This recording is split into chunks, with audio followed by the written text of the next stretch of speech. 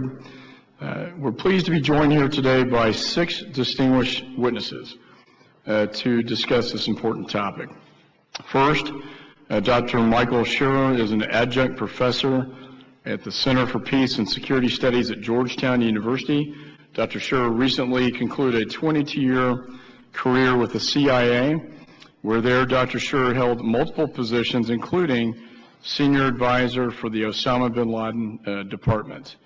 We're very pleased to have you and honored, sir. Next. In the Muslim world. And I would certainly, if I was in charge, change many of the policies we have. But it's more important that we in this country become adults. Nothing a person does in his life doesn't have a counter reaction. Does our foreign policy cause this war? Not a chance. The people who attacked us caused this war. Does our foreign policy motivate these people? Absolutely. Sir, if you're going to tell the American people they're fighting a war against a bunch of deranged, nihilist, fanatic extremists, we're going to be fighting a war that it's constantly going to surprise the American people about the costs of what they're doing.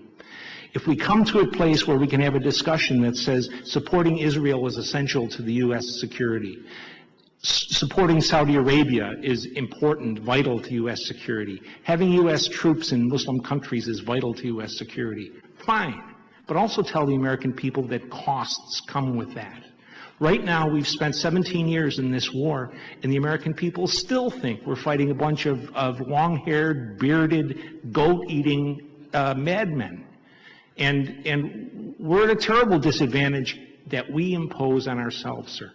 And I would finish too long a statement by simply saying that we must stop the idiocy of democracy spreading. If you want to fight forever, keep trying to impose women's rights, secularism, the paganism of American culture, contemporary culture, on a religious civilization, sir. Yeah, and I'll take to make a comment. Professor Scheuer, I've known you over the years, but I have to take sharp disagreement with your position about our support of Israel. I believe it is essential that the United States, for our security, continue to support Israel. I believe that if we back away from Israel or Jordan, for instance, using those countries, Morocco, as examples, that Al-Qaeda will find some other excuse. I mean, we can find any number of reasons. I can tell you during the 1990s, from after Iraq, but between 1995 and 2001, the only time the Americans used force overseas was to defend Muslims against Christians in Bosnia and in Kosovo.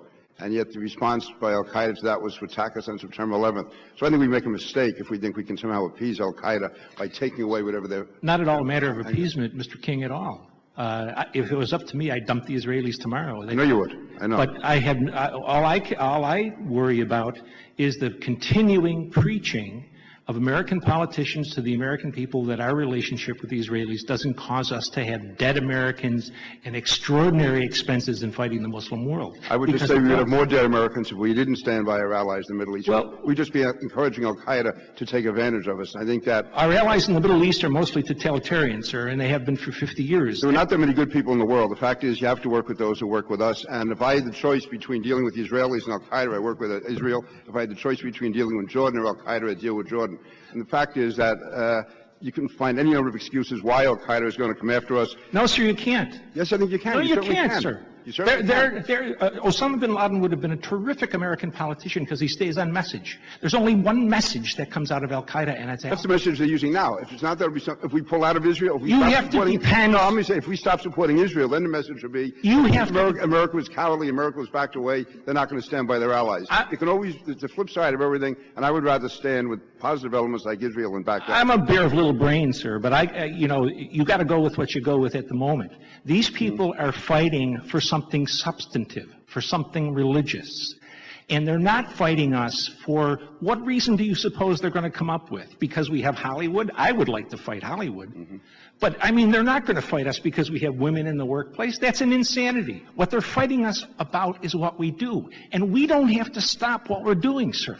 But we have to realize the cost. And I think it'd be worse if we stop what we're doing, and that's my point. Well, that's fine. Tell the American people that. There's also, of course, what you're asking for, and I think that cost will be a lot greater.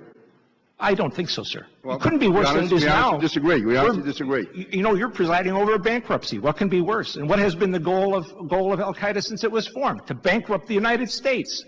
Who's winning today, sir? We're done like dinner. We're winning and we'll continue to win unless we take the advice of people like you. Sir, you are exactly wrong. Well, we are losing. Two U.S. field armies were defeated by men in the field with weapons from the Korean War. The fact is we have not been successfully attacked since September 11th. The fact is, sir, we had 2 military defeats overseas. The fact is we have not been successfully attacked. We have not been successfully attacked since September 11th. Sir, that's a goofy argument. Like you. That is a goofy argument, sir. I hate to gavel down the... Well, I'm sure you're an expert on goofiness, so I yield back. I appreciate the gentleman's spirited debate. And again, I want to come back to understand some of the things you said. Before I do that, I just want to mention this quickly. I find your position on our alliance with Israel as very troubling. It won't surprise you to tell you that I disagree with you. And you spent 17 years, is that right, or something like that, as a CIA analyst? Over 20, sir. Okay, over 20? Not as an analyst. I ran operations, sir. Okay. Are there, would you say there's a large number of CIA analysts or employees who agree with your position? I wouldn't dare to speak for anybody but myself, sir. Well, only a fool would know that our relationship with Israel causes us war with Muslims. Well, my question is fairly simple. I mean, sir. You worked with hundreds of employees. Yes, sir. You certainly didn't work with any fools, sir. You certainly had conversations with many of them. I'm asking for your opinion of, are there a large number who agree with you on this? I'm not a McCarthyite, sir. I'm not going to say anything about that to you, sir. Okay, well, I'm going to take that as non-responsive because it's a fairly simple question, and I don't think... Fairly none of your business about what my conversations with other people are about, sir. I'm not asking for specifics of those conversations. I'm asking for your opinion of your experience where there are a large number that agreed with you. That's a fairly simple question, hardly intrusive. Very intrusive from my perspective, sir. Well, okay, well, you can have your perspective. Thank you, I think others can evaluate whether you're being agreeable or disagreeable. I'm being disagreeable on this because yes, none of your business, are. Sir. Yes, sir. Yes, sir. Now let me move on then. I would like you to explain very quickly, if you can, what you think the primary motivators are for Islamic jihadism. First, our support for the Israelis. Okay, that's your Second, number. That's your. No, there are 6. Okay, put them in order if you could. Our support for tyranny for over 50 years in the Muslim world. Okay. As a trigger, our presence on the Arab Peninsula. Third, I would put the Israelis rising. Fourth, our ability for a long time to get oil at prices that were very much below the market level. Fifth, our presence, military presence in other countries in the Muslim world. And sixth, our abiding willingness to identify as terrorist any Muslim population that one of our allies dislikes, whether it's the Russians or the Chinese. Okay, those 6 things, sir. I appreciate that. And let me say, and then I'm going to move on to other witnesses.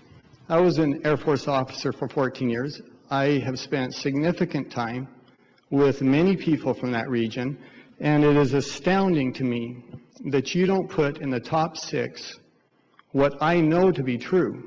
And that is they are motivated, many of them are motivated by their absolute hatred of the United States and what we represent, whether it's freedom, whether it's democracy, whether it's women's rights.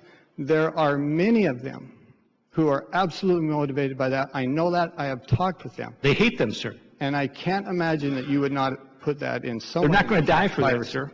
Oh, they absolutely have. They have not, sir.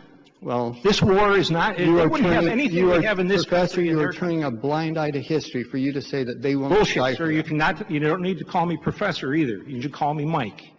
The reality is no one has blown themselves up because this young lady Professor, is in the you're right absolutely place. wrong on that. I'm going to move on now. Well, no, you pulled this up. You said there's millions of people out there. Professor, you're absolutely wrong on that. I'm going to move on if we could. I wish you would move on. For the rest of you, I'd like to ask you this in the very brief time that we have. Looking at